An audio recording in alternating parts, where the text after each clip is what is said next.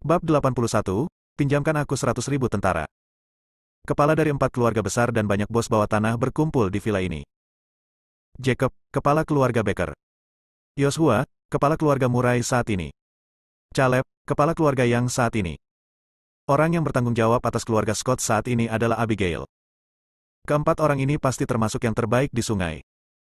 Kecuali orang-orang besar dari Kyoto, orang-orang ini adalah orang-orang besar di Jiangzhou.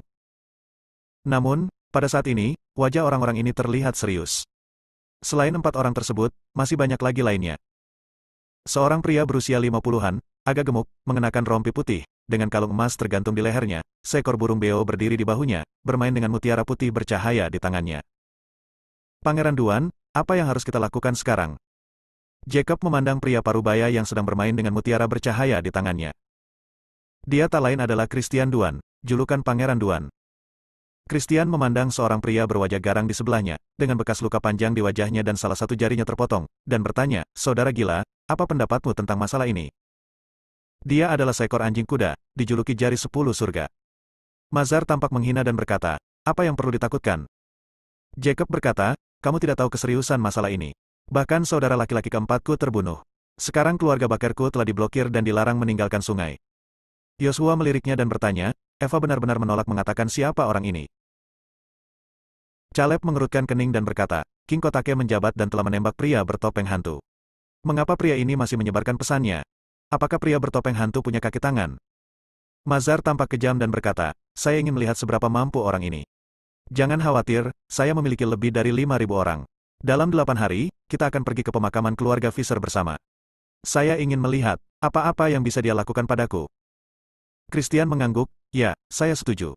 Saya juga memiliki banyak orang di bawah komando saya. Mari kita pergi bersama ketika saatnya tiba." Ada banyak pendeta Tao yang hadir.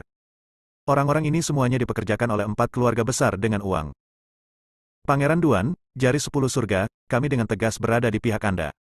Saya dapat mengirim lebih dari 100 saudara ke sini, dan mereka semua adalah ahli terkemuka. Saya juga bisa membawa lusinan ke sana. Tambahkan aku ambil 300.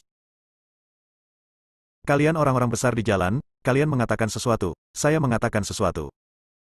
Mendengar ini, para leluhur dari 3 keluarga besar merasa lebih lega. Hanya Jacob yang tampak khawatir. Karena dia belum pernah melihat Eva begitu takut. Dia pikir sesuatu akan terjadi. Tapi sekarang, dia tidak punya jalan keluar. Ia diminta mengajak anggota keluarganya berlutut selama beberapa hari lalu bunuh diri. Ia tidak bisa melakukannya, ia harus berjuang sampai mati. HMPH, sisa dari keluarga Fisher. Caleb dari keluarga Yang berkata dengan sedikit depresi di wajahnya, pada festival pertengahan musim gugur, selama dia berani pergi ke pemakaman keluarga Fisher, saya akan membiarkan dia pergi ke keluarga Fisher untuk dimakamkan bersamanya. Abigail tersenyum dan berkata, "Dengan semua orang besar di sini, saya merasa lega. Jangan khawatir, semua orang besar, saya, Abigail, menepati janji saya. Selama kesulitan ini teratasi, keluarga Scott saya bersedia melakukannya berikan 30% sahamnya kepada semua orang." Joshua dari keluarga Murray juga mengangguk dan berkata, "Keluarga Murray saya juga memberikan 30% kepada semua orang besar. Kali ini kita akan bekerja sama untuk mengatasi kesulitan. Saya ingin melihat seberapa mampu sisa keluarga Fisher ini." Haha. Ada tawa di villa. Orang-orang ini sepertinya telah melihat nasib sisa-sisa keluarga Fisher. Kevin telah mengirimkan orang untuk mengawasi 4 keluarga besar. Pertemuan rahasia 4 keluarga besar tidak disembunyikan dari Kevin. Klinik Fana. Kevin menceritakan semuanya secara rinci tentang apa yang telah dikumpulkan oleh 4 keluarga besar untuk didiskusikan. Mendengar ini, wajah Julian menjadi gelap. Plak! Sebuah tamparan di atas meja. Meja kayu itu terkoyak. Celia di samping gemetar ketakutan dan hampir jatuh dari kursi. Saudara Fisher, 4 keluarga besar, Pangeran Duan, dan jari 10 surga sedang mencari kematian. Menurut hasil diskusi mereka, lebih banyak orang pergi ke pemakaman keluarga Fisher pada festival pertengahan musim gugur. Kekuatan gabungan dari semua pihak setidaknya 10,000 orang. Haruskah kita menanganinya terlebih dahulu? Wajah Julian tampak sangat suram. "Mau bermain? Oke, kalau begitu aku akan bersenang-senang bersamamu." Julian memasang wajah cemberut dan segera memerintahkan, "Minta King Kotake datang ke klinik Fana untuk menemui saya." Kevin melirik Julian. "Saya ingin mengatakan bahwa King Kotake bukanlah bawahan Anda." Namun, dia tidak mengatakan apa-apa, dia berjalan ke samping dan mengeluarkan ponselnya untuk menelepon King Kotake. King Kotake, ya, ini aku lagi. Saudara Fisher ingin kamu datang ke klinik Fana sekarang. King Kotake baru saja pulang dari area militer dan sebelum dia bisa duduk, dia menerima telepon dari Kevin. Dia menendang pintu villa dengan marah, dan pintu itu langsung dirusak olehnya. Katakan pada Julian bahwa aku bukan bawahannya dan dia tidak berhak memerintahku. Ketika Kevin mendengar King Kotake menendang pintu dan mendengarnya meraung, dia tidak bisa menahan diri untuk tidak berbalik dan menatap Julian di belakangnya. Kemudian dia berbisik, King Kotake, saya menyarankan Anda untuk datang secepat mungkin. Saudara Fisher hampir mengamuk sekarang. Jika dia tidak menahan amarahnya, tengah sungai akan menjadi medan perang di hutan belantara selatan. Bisakah kamu membersihkannya? Ya ampun. King Kotake sangat marah. Dia merasa tidak bahagia. Namun, dia benar-benar tidak berani untuk tidak pergi. Dia tahu sifat Julian. Pertempuran lebih dari setahun yang lalu itu terkenal. Dia benar-benar tidak berani untuk tidak pergi. Dia sangat marah sehingga dia membanting ponselnya, berbalik, dan memerintahkan, siapkan mobilnya dan pergi ke klinik Fana.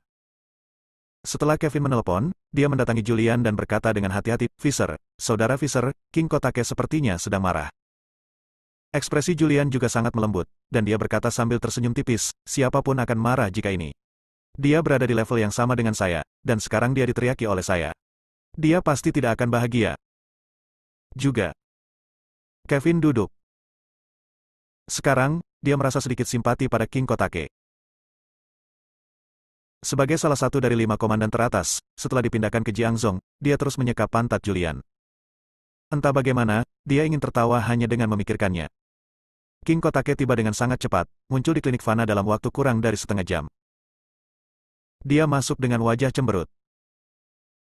Kevin segera berdiri, memberi jalan untuknya, mengambil rokok di atas meja, mengambil satu dan menyerahkannya, sambil tersenyum. King Kotake, pelatih memintamu untuk datang. Kamu tidak punya pekerjaan lain, hanya mengobrol. Kamu bisa tenang kepada siapa kamu menunjukkan wajahmu. King Kotake tidak mengambil rokoknya, dia duduk dengan tenang. Melihat Julian yang duduk miring dengan kaki bersilang, dia bertanya, Julian, naga hitam, apa yang ingin kamu lakukan? Julian tersenyum tipis dan berkata, sebagai pemimpin dari 5 pasukan, duduk di tengah sungai, Anda pasti belum pernah mendengar rumor di luar hari ini. Rumor tentang King Kotake memang sudah terdengar saat ini. Setelah mendengar hal ini dan Kevin memanggilnya, dia menjadi marah. Apa yang ingin kamu lakukan? King Kotake tiba-tiba berdiri dan meraung. Julian meliriknya dan berkata dengan tenang, mengapa kamu berteriak? Ini bukan masalah besar. Duduk dan bicara. King Kotake tahu bahwa Julian akan melakukan kejahatan jika dia mendatanginya. Dia menarik napas dalam-dalam dan duduk. Julian mengambil sebatang rokok dan menyalakannya, menghisapnya, dan berkata dengan tenang, tidak apa-apa. Di festival pertengahan musim gugur, Anda akan mengerahkan 100.000 pasukan untuk saya gunakan. Mustahil. King Kotake meraung dengan marah, Julian, saya peringatkan Anda, ini Jiangzhou, bukan hutan belantara selatan. Tahukah Anda seberapa besar kegelisahan yang akan ditimbulkan jika 100.000 tentara dimobilisasi? Kevin. Bawahanku ada di sini. Lewati perintah militerku dan kirimkan aku pasukan yang terdiri dari 500.000 tentara dari hutan belantara selatan. Ya. Mendengar ini, King Kotake menjadi takut dan buru-buru berkata, naga hitam, aku mohon, tolong berhenti menyiksaku. 100.000 pasukan, kan? Aku akan memberikannya padamu, tapi kamu harus berjanji padaku bahwa kamu tidak akan pernah membunuh siapapun. Saya hanya menganggapnya seperti latihan. Julian tersenyum dan berkata, jangan khawatir, tidak banyak orang yang akan mati, paling banyak hanya lusinan. Bab 82, Pelacur Gratis. King Kotake menghela nafas lega. Dia telah menyelidiki masalah Julian. Meskipun Julian memiliki temperamen yang buruk, dia tidak pernah menyakiti orang yang tidak bersalah, dia hanya menyakiti beberapa orang terkutuk. Lusinan orang tewas, mereka orang-orang terkutuk, dia pasti bisa menekan mereka. Ini yang terakhir. King Kotake berdiri dan pergi. Setelah King Kotake pergi, Julian tidak tinggal lama, setelah menyapa Kevin, dia meninggalkan klinik Fana dan kembali ke rumah Sarah. Ketika saya sampai di rumah, waktu sudah lewat jam 8 malam. Sarah telah kembali. Begitu dia kembali, Leona menamparkan wajahnya dan mengutuk, di mana kamu mati sepanjang hari tanpa memasak. Julian masuk ke kamar dan menjelaskan, saya bertemu dengan teman-teman saya dan mengobrol sebentar, yang membuang-buang waktu. Bu. Sarah berdiri tepat waktu dan berkata, Bu, dia adalah suamiku, bukan pengasuh yang disewa oleh keluarga. Dia tidak memiliki kewajiban memasak di rumah setiap hari. Jika kamu memakan makananku, meminum makananku, dan tidak memasak, mengapa kamu masih menungguku memasak dan menyajikannya? Suara Leona naik hingga 80 derajat. Sejak Sarah berdandan, temperamennya telah terungkap sepenuhnya.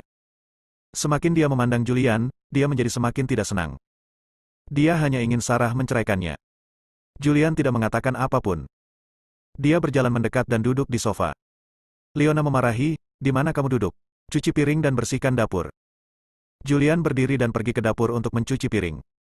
Sarah memasang ekspresi kebencian di wajahnya, "Bu. Apakah kamu masih melihatku sebagai seorang ibu di matamu?" Leona memarahinya dengan ekspresi kebencian, "Jika kamu masih melihatku sebagai seorang ibu di matamu, kamu harus mendengarkan aku." Sarah sangat tertarik dan tidak berkata apa-apa. Karamatsu sedang berbaring di sofa, dan Della mengoleskan es batu ke wajahnya. Karena kemarin dipukul, hidungnya lebam, matanya bengkak, dan sampai sekarang bengkaknya belum hilang sama sekali.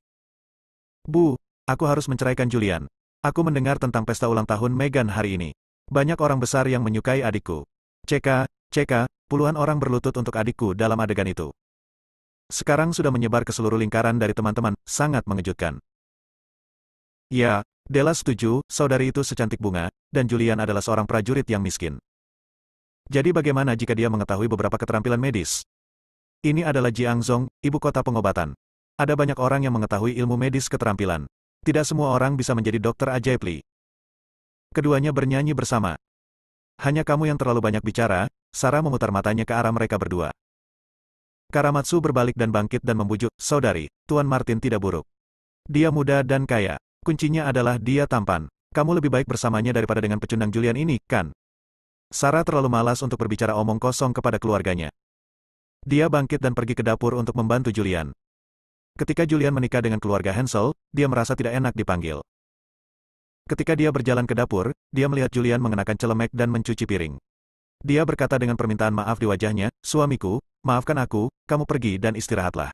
Aku akan melakukannya." "Bagaimana ini bisa dilakukan? Istriku, bagaimana kamu bisa melakukan pekerjaan seperti itu dengan tubuhmu yang kaya? Kamu pergi dan istirahat, aku akan melakukannya. Aku juga manusia. Ini juga tidak akan berhasil. Keluarlah dan aku akan melakukannya." Ada banyak asap di dapur.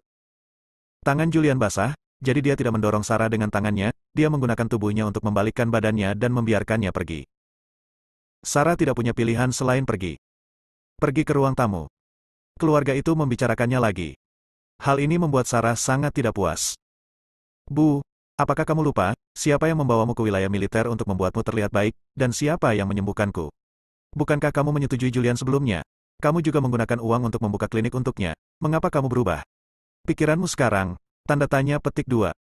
"Itu dulu, sekarang, singkatnya, perceraian itu perlu." Sarah tidak bisa berkata-kata, terlalu malas untuk memperhatikan Leona, bangkit dan kembali ke kamar. Julian mencuci piring dan merapikan dapur dan berjalan keluar dengan senyum cerah di wajahnya, "Bu, semuanya sudah beres. Jika tidak terjadi apa-apa, saya akan pergi ke kamar untuk istirahat dulu." "Teruskan." Leona tampak tidak sabar. Melihat penampilan putrinya saat ini dan memandang Julian, dia merasa marah. Julian kembali ke kamar. Sarah sedang duduk di depan komputer, mendesain pakaian. Julian tidak mengerti, jadi dia tidak mengganggunya, dia dengan sadar membawa tikar dan membentangkannya di tanah. Kemudian dia berbaring di tanah dan menatap Sarah dengan serius, dengan senyuman di wajahnya yang bahkan dia tidak menyadarinya. Hari berikutnya. Mobil Karamatsu yang tertabrak dibawa ke bengkel 4S untuk diperbaiki. Sudah diperbaiki. Hari ini ia akan mengemudi dan menjalani beberapa prosedur lanjutan seperti mendaftarkan rumah tangga, membeli asuransi, Tentu saja, keluarga Leona ingin mengikutinya. Sebelum pergi, Leona bertanya, "Julian, bisakah kamu mengemudi?" Julian mengangguk, "Ya, ya." Leona mengeluarkan kunci mobil dan memerintahkan, "Cindy akan kembali hari ini. Anda mengendarai Honda Karamatsu untuk menjemputnya." Julian menggaruk kulit kepalanya, "Cindy, siapa itu?" Sarah di samping menjelaskan, "Sepupu saya, Cindy Smits, baru saja lulus kuliah. Dia telah magang di tempat lain selama beberapa waktu dan berencana datang ke Jiangzhou untuk pengembangan." Saat dia mengatakan itu, dia mengambil foto dan menyerahkannya kepada Julian, "Ini Cindy. Saya sudah menelponnya dan mengirimkan foto Anda kepadanya. Kami akan tiba di stasiun sekitar jam 11 pagi. Jangan sampai ketinggalan waktu." "Baiklah, aku akan mengirimkan nomor telepon sepupuku nanti." Julian bertanya, "Lalu apa yang akan kamu lakukan hari ini?" Sarah berkata, "Meghan berkata bahwa dia akan menandatangani kontrak dengan pusat bisnis kota hari ini dan menetap di pusat bisnis kota. Dia akan mengajak saya melihat acara besar. Saya berencana untuk mengikuti dan belajar. Oh. Julian berkata oh. Dia merasa lega bersama Meghan. Meghan tahu identitasnya dan pasti akan menghormati Sarah, bahkan menyukainya. Keluarga itu keluar. Melihat hari masih pagi, Julian tidak keluar terburu-buru. Setelah menyegarkan diri, ia perlahan keluar, pergi ke tempat parkir bawah tanah komunitas, mengendarai mobil tua Karamatsu, dan bergegas menuju bandara. Setelah sampai di bandara, hari masih pagi, jadi dia duduk di dalam mobil dan tidur siang. Lebih dari 1 jam kemudian, seorang wanita mengenakan pakaian kasual putih lengan pendek dan rok denim, memegang koper dan memegang permen lollipop, berjalan keluar bandara. Dia berusia awal 20-an. Ia memiliki wajah lonjong, rambut hitam panjang, sosok berlekuk, dan sepasang kaki panjang berwarna putih yang sangat mempesona. Dia keluar dari bandara, melihat sekeliling, lalu mengeluarkan ponselnya dan memutar nomor. Julian sedang tidur siang di dalam mobil ketika tiba-tiba telepon berdering. Dia mengeluarkannya dan melihat bahwa itu adalah nomor yang dikirim oleh Cindy. Dia tahu bahwa Cindy telah tiba dan menekan tombol jawab. "Sepupu, apakah kamu di sini?" "Iya kakak ipar, kamu di mana? Kenapa aku tidak melihatmu?" "Saya berada di tempat parkir di luar bandara. Nomor platnya adalah Jiang A88450. Saya di persimpangan bandara, cepat kemari." Cindy menutup telepon. Begitu dia menutup telepon, sebuah BMW X5 diparkir di sebelah Cindy. Jendela mobil diturunkan, dan seorang pria menampakkan kepalanya, tersenyum pada Cindy yang berdiri di pinggir jalan, dan mengangkat jarinya. "Cantik, apakah kamu datang ke Jiangzhou untuk jalan-jalan? Kamu belum menemukan hotel? Saya membuka satu di Hotel Bintang 5. Presidential Suite, masuk ke mobil, saya akan mengantarmu ke sana, bagaimana kalau 10.000 sekaligus?" Cindy mengangkat alisnya, membuka mulutnya dan mengutuk keluar. Pria yang mengendarai BMW itu wajahnya menjadi gelap. Ia sering datang ke bandara dan ketika bertemu dengan beberapa wanita cantik dari tempat lain, ia berinisiatif mencari peluang. Dan ketika para wanita ini melihat bahwa dia mengendarai BMW X5 dan mendengar bahwa dia memiliki kamar presidential suite di Hotel Bintang 5 dan bahwa dia masih memiliki 10.000 dolar, bahkan wanita dari keluarga baik-baik pun tergoda oleh uang. 30.000. Dia dengan tenang melaporkan sebuah nomor. Melihat Cindy dari atas ke bawah. Wajah ini, sosok ini, dia menelan ludahnya. Melihat Cindy, dia tidak tergerak. Dia berbicara lagi, 100.000. Dia tampak bangga. 100.000 pasti menggiurkan bagi orang awam. Faktanya, mobilnya disewa, dan kamar presidensialnya palsu. Selama ada yang naik bus, dia akan pingsan. Jika waktunya tiba, dia akan dibawa ke rumah kontrakan. Setelah prostitusi, dia akan mengambil kesempatan untuk mengambil foto dan memaksanya untuk membawanya ke orang yang lebih tua. Saudara laki-lakinya untuk menghasilkan uang untuknya di tempatnya. Babak 83, ambil tindakan jika terjadi perselisihan sekecil apapun.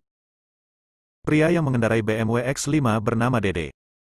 Kakak laki-laki tertuanya juga terkenal di dunia jalan dan memiliki klub yang cukup mewah di Jiangzhou. Misinya mengendarai BMW X5 untuk mencari mangsa di luar terminal bus, stasiun kereta api, dan bandara. Begitu Anda menemukan seseorang dari luar kota yang terlihat cantik, Anda mulai merayunya. Begitu Anda masuk ke dalam mobil, Anda akan tertipu. Begitu sampai di dalam mobil, Dede akan mengeluarkan air yang telah diberi obat sebelumnya. Begitu wanita cantik yang naik bus meminumnya, dia akan mengantuk. Saya membawanya untuk menyelesaikannya dan mengambil video untuk mengancamnya. Kemudian kirimkan ke klub untuk menghasilkan uang bagi bos. Dede memandang Cindy. Cindy adalah yang tercantik di antara wanita yang ia peroleh. Begitu wanita seperti itu muncul di atas panggung, harganya akan melambung tinggi. Jika dia bisa menghasilkan banyak uang, bos akan memberinya hadiah. Dia mendapat lebih banyak manfaat. Ambillah, kamu harus mengambilnya. Dede keluar dari mobil. Ia cukup tampan, mengenakan jas putih, jam tangan Rolex, dan rantai emas tergantung di lehernya. Namun, ini semua palsu, dibeli dan berpura-pura menipu gadis-gadis muda yang tidak mengerti. Dede mendatangi Cindy, dengan senyum lembut di wajahnya, dan berkata, "Cantik, kamu baru mengenal Jiangzhou. Jika kamu tidak terbiasa dengan tempat itu, meskipun penjualannya gagal, saya adalah penduduk asli Jiangzhou, jadi saya dapat memberikannya kepadamu. Jadilah penuntun." Saat dia berbicara, dia menepuk mobilnya. BMW X5, kelas atas. Keluarga saya tidak punya banyak uang. Saya punya 5 apartemen di kota dan sebuah villa di pinggiran kota. Saya punya perusahaan di rumah dan aset lebih dari 1 miliar. Dede mulai membual. Ini adalah rutinitasnya. Mencoba dan benar. Tidak peduli wanita seperti apa dia, hatinya akan tergerak setelah mendengar ini. Namun, Cindy tidak tergerak, meliriknya, dan mengutuk, "Apakah kamu tidak mengerti orang lain? Aku menyuruhmu keluar." Dede tidak menyangka Cindy akan begitu sulit dihadapi. Dia berkata begitu banyak, tapi tetap bergeming. Dia mendapat ide, masuk ke dalam mobil dan membawa sebotol air mineral dan menyerahkannya. Cantik, minumlah air denganku. Saat ini, mobil lain datang. Ini adalah Audi bernilai jutaan dolar. Seorang pria tampan datang dan menyapa Cindy. Cindy. Cindy melihatnya, tanpa sadar mengerutkan kening, dengan ketidakpuasan di wajahnya, dan berkata dengan ringan, "Mengapa kamu di sini?" "Ibuku memberitahumu."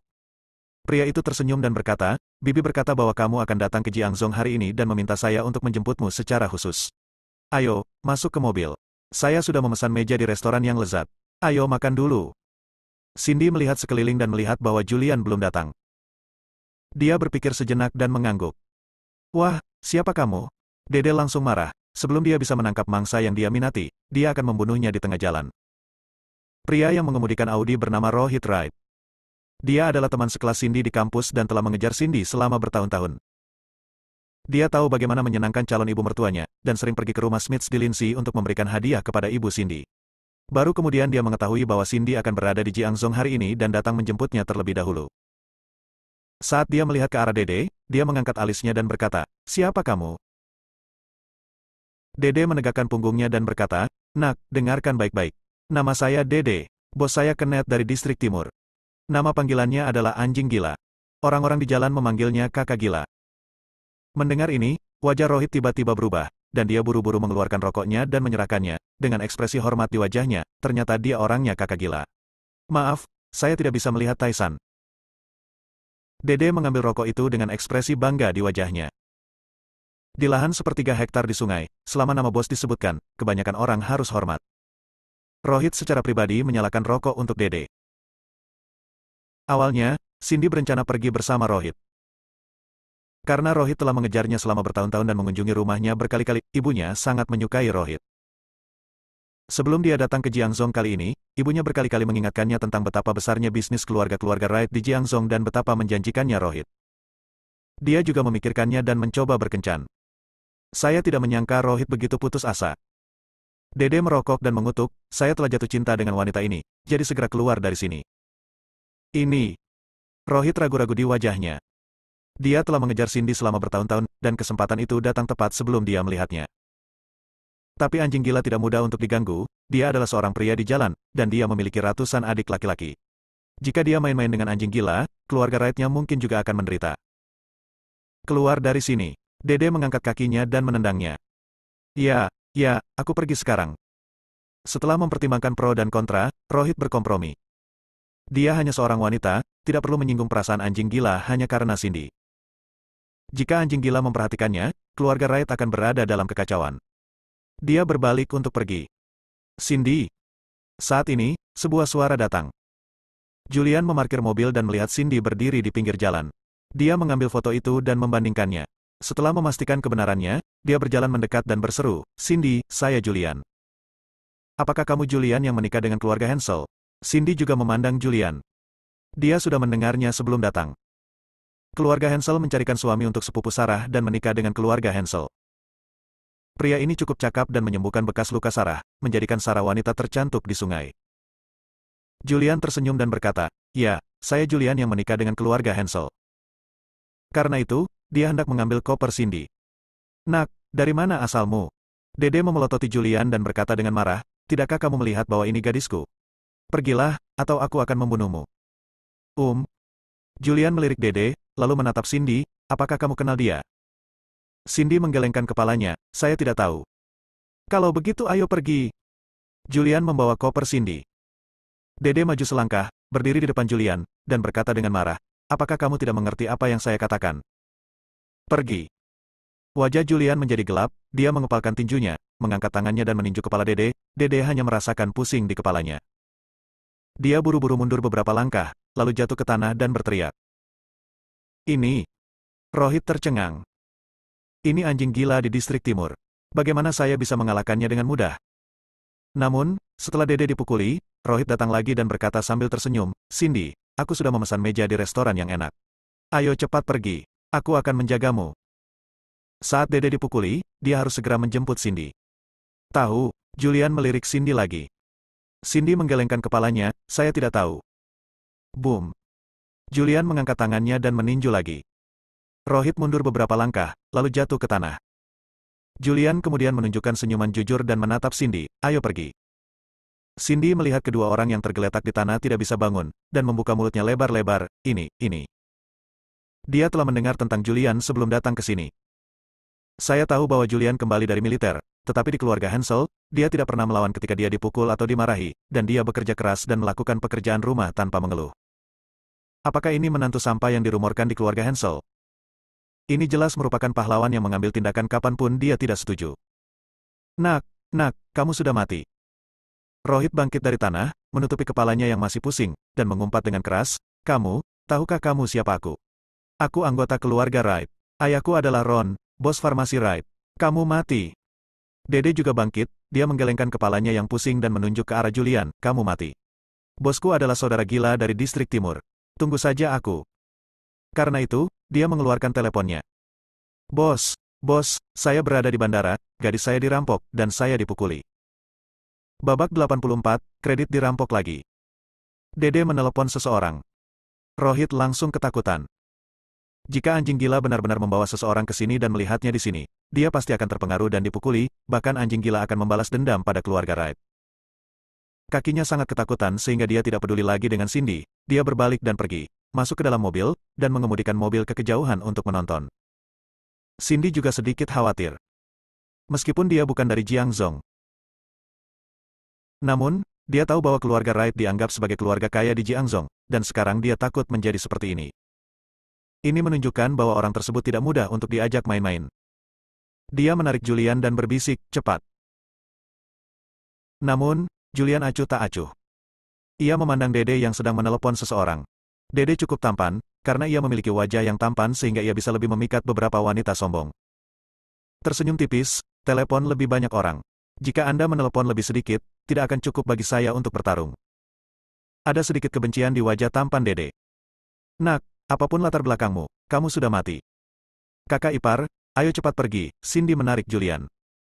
Julian tersenyum tipis padanya, tidak apa-apa. Karena kamu tahu bahwa aku adalah menantu keluarga Hansel, kamu juga tahu bahwa aku kembali dari militer dan pensiun dari militer. Hanya ada beberapa orang, tapi aku belum menganggapnya serius. Mendengar ini, Cindy merasa sangat lega. Julian tidak pergi, jadi dia tetap tinggal, dia juga ingin melihat keterampilan Julian. Tak lama kemudian, beberapa mobil cangan versi diperpanjang tiba. Beberapa pria berpenampilan garang dan batang besi di tangan keluar dari mobil secara berbondong-bondong. Puluhan meter jauhnya, Rohit di dalam mobil Audi melihat pemandangan ini dan gemetar ketakutan. Sudah berakhir. Menantu dari keluarga Hansel ini sudah berakhir. Sayangku, kenapa kamu tidak pergi? Jika kamu pergi lebih awal, tidak akan terjadi apa-apa. Apa yang harus aku lakukan sekarang? Aku tidak berani menyelamatkanmu. Ketika Dede melihat orang-orangnya datang, dia langsung menjadi sombong dan melirik ke arah Julian. Wah, kamu sudah mati. Dede, siapa itu? Seorang pria berusia 30-an, dengan kepala botak dan bekas luka di kepalanya, berjalan mendekat, dia mengenakan rompi hitam dan rantai emas tebal di lehernya, dengan ekspresi garang di wajahnya. Bekas luka di kepalanya saja sudah bisa membuat takut banyak orang awam. Ini adalah Kenneth, preman nomor 1 anjing gila di distrik timur. Kenneth pernah menang 38 kali berturut-turut di ring bawah tanah dan membunuh banyak orang. Dede segera berjalan mendekat dan membungkuk, Saudara Kenneth, untuk masalah sepele ini, kamu cukup mengirim beberapa saudara ke sini. Mengapa kamu datang sendiri? Saat dia mengatakan itu, dia menunjuk ke arah Julian dan Cindy di pinggir jalan, itu laki-laki. Gadis itu adalah gadis yang kusuka. Ini yang terbaik. Aku berencana untuk mendapatkannya dan menyerahkannya kepada bos, tapi anak ini menghentikanku. Saat Kenneth melihat Cindy, matanya tiba-tiba berbinar. Dia melihat ke bawah dari atas. Dia memiliki kuncir kuda, lengan pendek kasual berwarna putih, rok denim, dan sepasang kaki putih panjang. Bagus sekali. Saudara Kenneth telah memainkan permainan-permainan terbaik, tetapi belum pernah dengan permainan-permainan terbaik seperti itu. Dia menelan ludahnya dan memerintahkan, saudara-saudara, naiklah ke atas saya. Patahkan kaki laki-laki dan bawa perempuan pergi. Namun saat itu, sebuah jeep melaju, disusul bunyi klakson. Orang-orang di depan harus memegang kepala dengan tangan dan tidak boleh bergerak. Saat pengeras suara berbunyi, beberapa tentara bersenjata lengkap keluar dari jeep. Inilah orang-orang King Kotake. Setelah kembali kemarin, King Kotake khawatir Julian akan main-main dan tidak ingin menghapus pantat Julian lagi, jadi dia secara khusus mengirim tim kecil untuk mengikuti Julian. Begitu Julian menunjukkan tanda-tanda memukul seseorang, dia akan segera mengambil tindakan. Tim yang diam-diam mengikuti Julian melihat adegan ini, bagaimana mereka berani bersembunyi, dan mereka segera muncul. Melihat tentara bersenjata lengkap, Kenneth dan gangster lainnya sangat ketakutan sehingga mereka segera berjongkok di tanah, memegang kepala di tangan, tidak berani bergerak. Ethan mendekat, tersenyum pada Julian, dan kemudian memberi perintah, bahwa semua orang ini pergi. Dalam sekejap, puluhan gangster keji dibawa pergi. Melihat Ethan, jantung Cindy berdebar kencang. Ini adalah Jenderal Ethan, yang memiliki pangkat 1 bintang di bawah tahta King Kotake. Sebelum dia sempat bereaksi, Ethan pergi. Melihat Ethan masuk ke dalam mobil dan pergi, ekspresi kekecewaan terlihat di wajahnya. Ini adalah saat terdekatnya dia dengan seorang pahlawan. Mengapa dia melewatkan kesempatan untuk berfoto dengannya? Julian sudah mengetahui bahwa King Kotake diam-diam mengirim orang untuk mengikutinya. Itu bagus, ini menyelamatkan lalat agar tidak mengganggunya. Dia menarik koper Cindy dan tersenyum, ayo pergi. Cindy bereaksi dan mengangguk, ya. Di kejauhan, Rohit melihat para gangster ini dibawa pergi oleh tentara, dan segera melaju.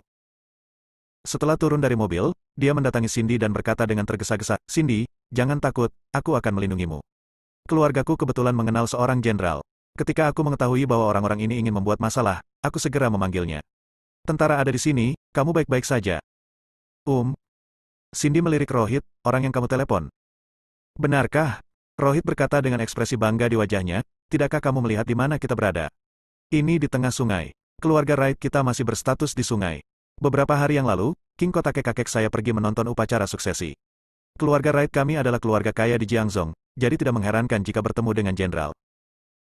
Rohit mulai membual bahwa, kenyataannya, keluarga Wright adalah keluarga kelas 2, bahkan tidak sebanding dengan keluarga Hansel. Cindy mengira Rohit rakus hidup dan takut mati, jadi dia pergi memanggil polisi. Yah, itu lumayan, dan dia punya otak yang cerdas. Pantas saja ibunya sangat mengagumi Rohit. Cindy, masuk ke dalam mobil, ayo pergi ke restoran lezat, aku sudah memesan meja. Rohit tersenyum, mengambil koper di tangan Julian, memelototinya, dan memarahi, apa yang kamu lihat, Cindy, aku akan mengambilnya. Julian terdiam. Orang-orang saat ini benar-benar menemukan cara untuk memanfaatkan setiap keuntungan dan mengambil semua keuntungan untuk diri mereka sendiri. Dia memandang Cindy dan bertanya, apakah kamu akan mengikuti saya atau dia? Cindy melirik Rohit.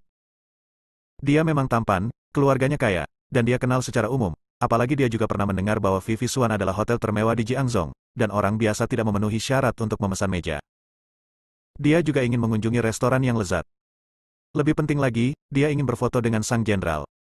Terlebih lagi, kini pandangannya terhadap Rohit juga telah berubah. Saya berencana untuk terus mencoba berkencan dengannya. Dia memandang Julian dengan ekspresi minta maaf di wajahnya, kakak ipar, tolong lari. Kamu kembali dulu, setelah makan siang nanti, aku akan meminta Rohit untuk membawaku ke rumah sepupuku.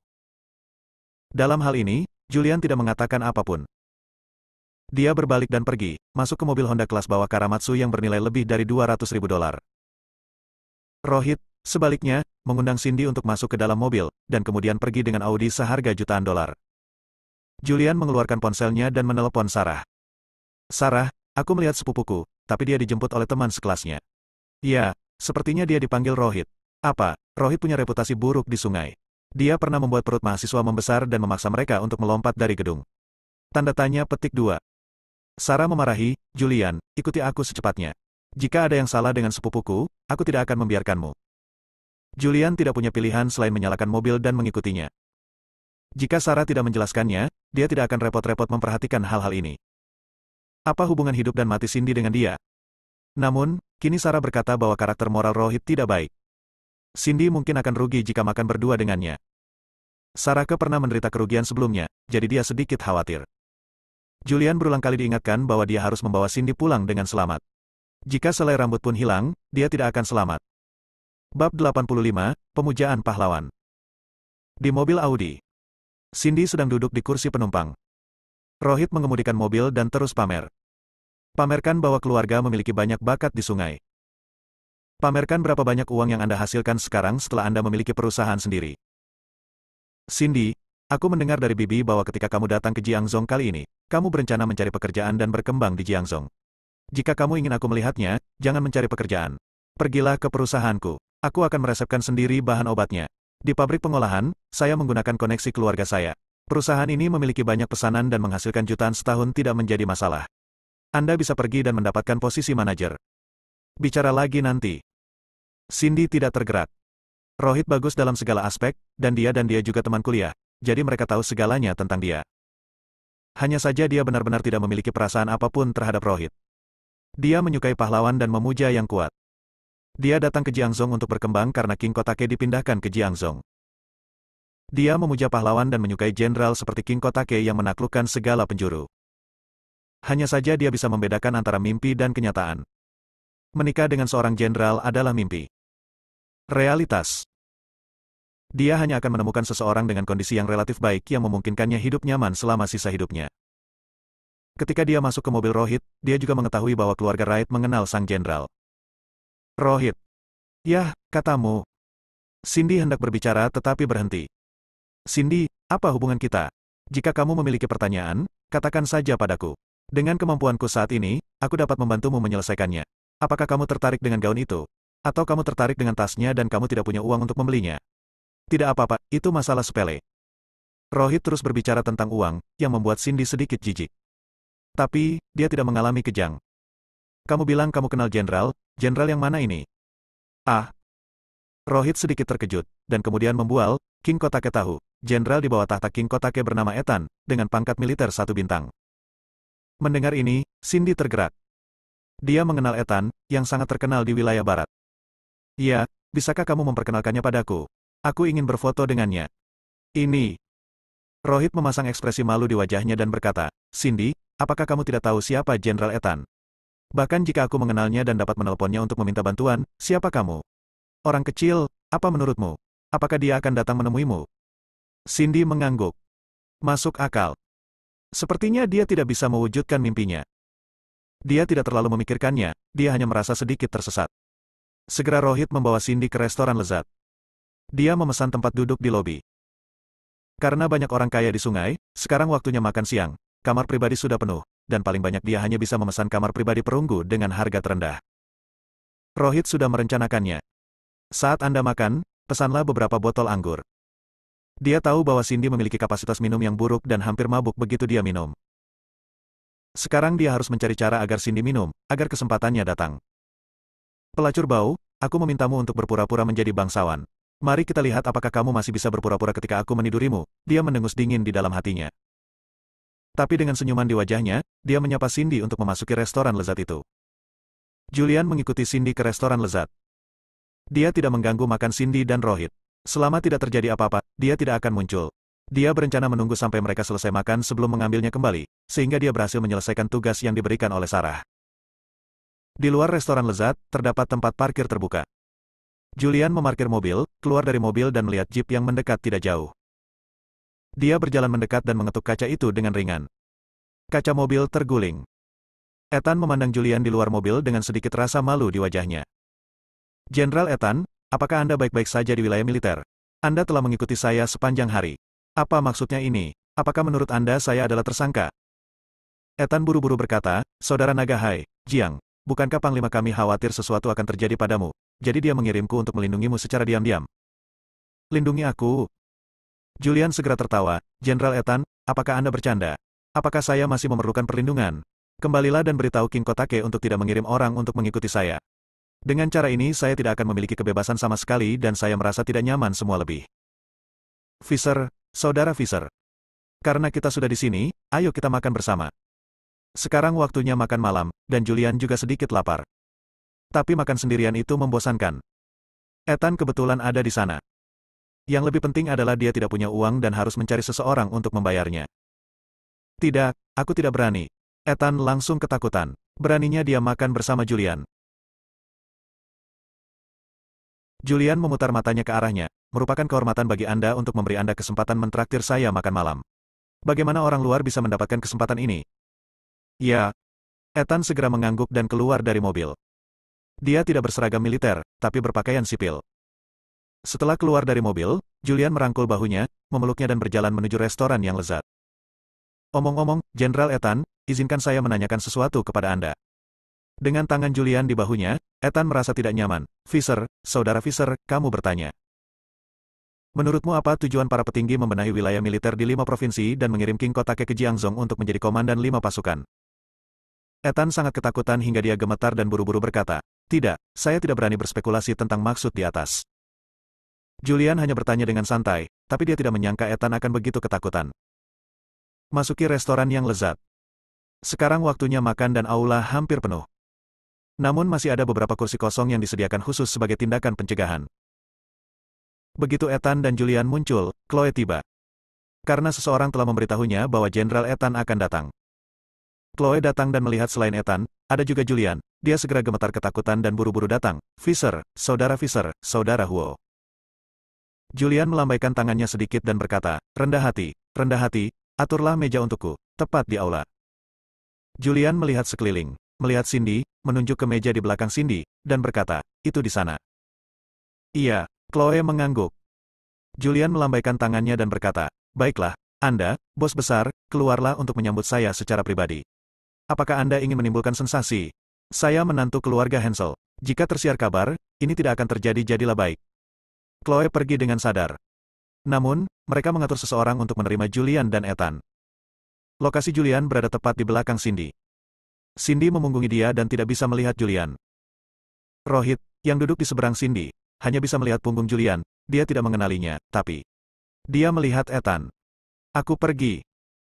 Saat melihat Ethan, dia langsung gemetar ketakutan dan hampir terjatuh dari kursinya. Kejanggalan Rohit membuat Cindy mengerutkan kening. Tidak apa-apa. Rohit menyeka keringat di dahinya. Seorang jenderal datang untuk makan dengan cara yang sederhana, jadi selama dia tidak terpancing, dia akan baik-baik saja.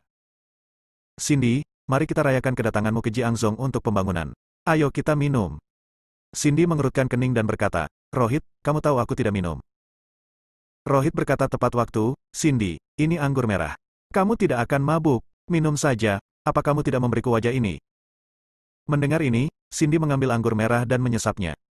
Setelah satu tegukan, dia merasakan tenggorokannya terbakar. Fisiknya seperti orang yang tersipu setelah minum sedikit. Dia hanya menyesapnya dan wajahnya langsung memerah. Saat ini, dia ingin muntah. Aku mau ke kamar mandi, dia berdiri, berbalik dan pergi. Saat dia berbalik, dia melihat seseorang. Dia benar-benar ketakutan.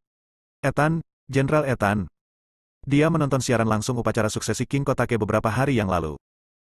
Setelah itu, saya menonton siaran langsungnya lagi dan lagi. Saat ini, bukankah pria yang makan di meja di depannya tidak lain adalah Ethan? Detak jantung Cindy berdebar kencang, dia telah memuja pahlawan sejak dia masih kecil dan memiliki perasaan khusus terhadap Brother Bing. Melihat Ethan dalam pakaian biasa, dia teringat akan Ethan dan Jenderal Ethan yang agung di TV beberapa hari yang lalu, mengenakan seragam militer dan sebuah bintang tergantung di bahunya. Dia ingin berfoto dengan Ethan. Namun, dia tidak mempunyai keberanian. Saya melewatkan kesempatan sebelumnya, kali ini saya tidak dapat melewatkannya lagi. Dia menyemangati dirinya sendiri secara diam-diam. Punggung Julian menghadap ke arahnya, dan dia juga tidak melihat Julian. Setelah menarik napas dalam-dalam beberapa kali, dia mengumpulkan keberanian untuk berjalan dan mendatangi Ethan. Ketika dia hendak berbicara, dia tiba-tiba melihat Julian dan mulutnya terbuka lebar karena terkejut. Kakak ipar. Bersambung.